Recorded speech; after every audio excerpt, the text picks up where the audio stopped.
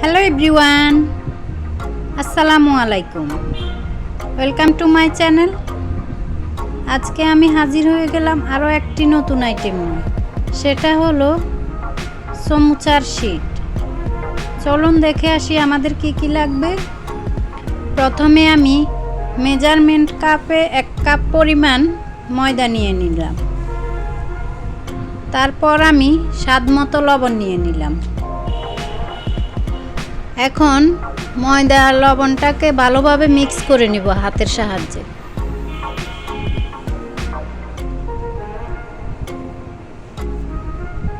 এরপর আমি 1/2 কাপ পরিমাণ পানি নিয়ে নিলাম।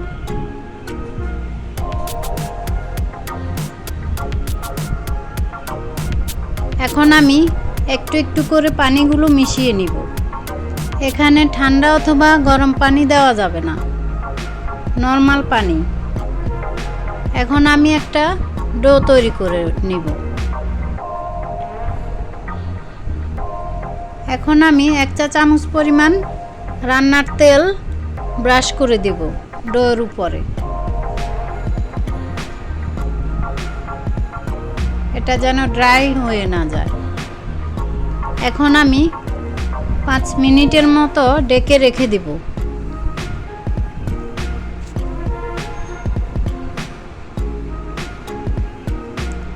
এখন আমি একটা রোলের মতো তৈরি করে নেব। এটাকে একটা নাইফের সাহায্যে ছোট ছোট করে লিচি কেটে নেব। তারপর আমি এখান থেকে একটা একটা করে ছোট রুটি আকারে বেলে নিব। একদম ছোট ছোট করে গোল করে একই মাপের 3টা বেলে নিব, 3টা করে।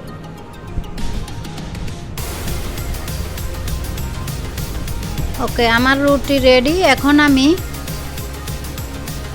একটা ব্রাশের সাহায্যে রান্নার তেল ইউজ করে নিব একটু রুটির উপরে।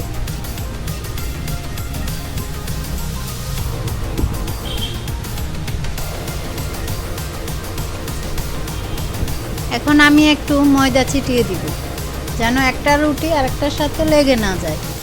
এখন আরেকটা রুটি দিয়ে দিব। তারপর আমি আবার একটু অয়েল ব্রাশ করে নেব। এখন আমি আরেকটু রুটির উপর ময়দা দিয়ে দিব, দিয়ে আমি আরও একটা রুটি দিয়ে দিব।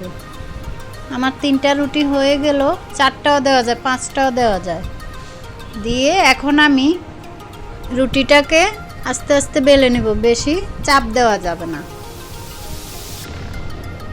ওকে, আমার রুটি হয়ে গেল। এখন আমি সাথে সাথে সেঁকে নেব। রুটিটা বেশিক্ষণ সেঁকা যাবে না, সেঁকে নেব। এখন আমি নামিয়ে একটা নাইফের সাহায্যে লম্বা আকারে কেটে নেব। তার আগে গরম গরম রুটিগুলো একটা থেকে আরেকটা আলাদা করে নিতে হবে।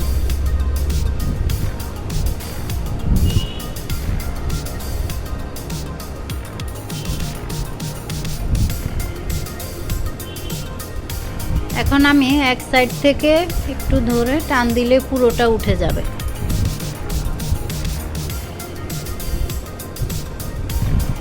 রুটিগুলো খুবই পাতলা হয়েছে, দেখেন।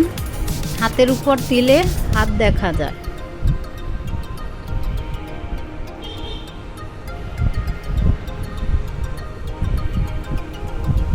এখন আমি ভাঁজ করে লম্বা করে কেটে নিব।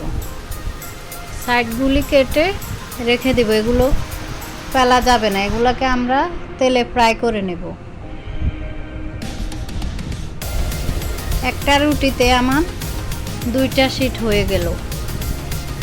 এভাবে আমি সবগুলো কেটে নেব। এভাবে আপনারা 2 থেকে 3 মাস যাবত ফ্রিজে সংরক্ষণ করে রেখে দিতে পারেন। একটা ব্যাগে রেখে 2 মাসের মতো ফ্রোজেন করে রেখে দিতে পারেন। আমার ভিডিওটি যদি আপনাদের ভালো লাগে একটা লাইক দিয়ে দিবেন, সাবস্ক্রাইব করে বেল আইকনটি বাজিয়ে দিবেন।